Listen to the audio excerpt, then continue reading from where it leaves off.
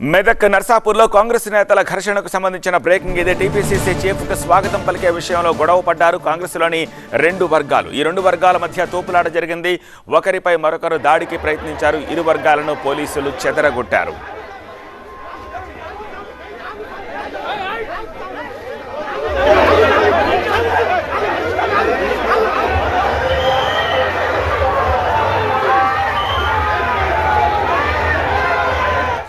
శివంపేట మండల కేంద్రంలోని బగళాముఖి అమ్మవారి శక్తిపీఠం యాగశాల ప్రారంభోత్సవానికి వచ్చారు పీసీసీ అధ్యక్షుడు మహేష్ కుమార్ గౌడ్. పీసీసీ చీఫ్ ముందే ఇలా బాహాబాహీకి దిగారు.